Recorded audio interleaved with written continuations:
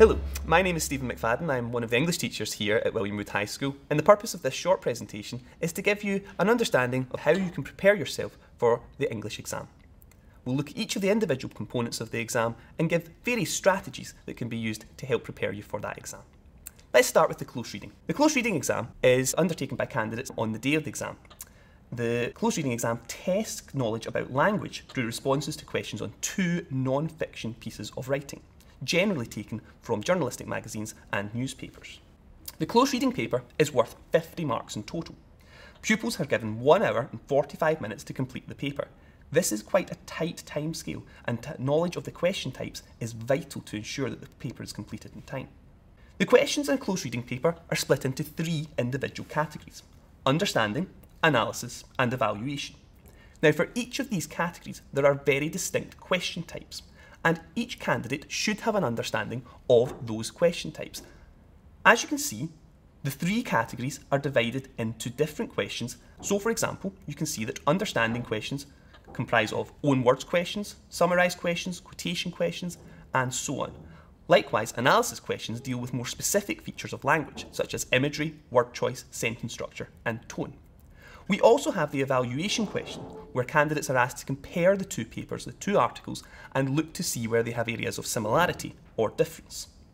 Now, for each of these question types, candidates should have what we call a formula.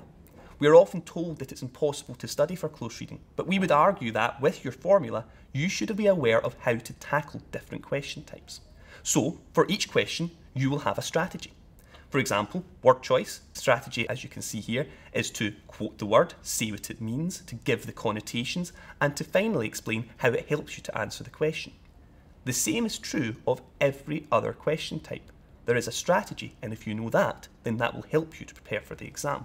Other ways that you can help to prepare your child for the examination include reading broadsheet newspapers on a regular basis will help to improve your vocabulary and your knowledge of language. Testing yourself on those formula on a regular basis will ensure that you are familiar with each of the different question types.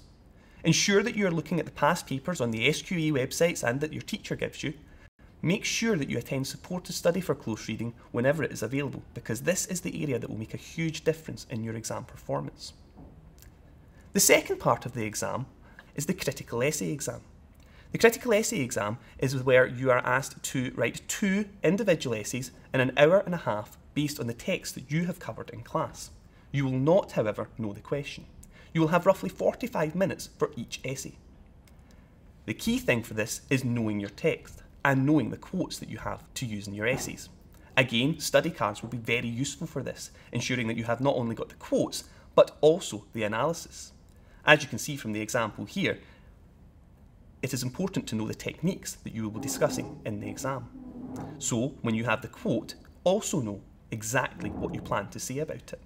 But it is not just about quotes. You need to make sure that you have an awareness of all the different question types that could come up. There are a number of other things you can do to help prepare you for the critical essay exam. One of the main ones would be to purchase a copy of the text that you can use at home. Other things you can buy include York Notes and such study guides that are available online, including Spark Notes and No Fear Shakespeare. These can provide an extra insight into the text, as well as perhaps adding some new information to the notes you've gained in class. It's important that you test yourself in your knowledge of your quotes. Don't just do this on your own though. Use your parents, ask your friends, make a game of it. You should also make sure that you are looking at the SQA website on a regular basis to see what essay questions have come up in the past. Perform quick 5-minute essay plans, because remember, you do not know which question is going to come up on the day. It's important that you're prepared for anything.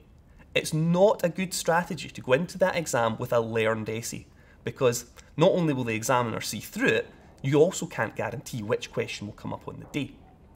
It's important as well that you time yourself while doing these essays. It's very useful for you to do essays at home, but if you're spending 3 to 4 hours doing them, then it's not really a true replication of what you'll be able to do in 45 minutes. You should also ensure that you proofread your work with great care.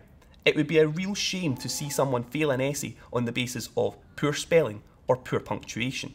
These things are very, very important at higher, and the SQA are not especially forgiving about it. The final part of the examination is the folio of writing. This is worth 20% of your overall mark and will be submitted before the exam. Make sure that you attend supported study whenever it is on offer. Sign-up sheets are available outside the English space, and you should sign up as quickly as you can because space is limited. If you have any questions about any aspect of your work in English, please don't hesitate to speak to either your class teacher or to Miss McRobert, who is the head of the department. We are only too happy to help. Good luck.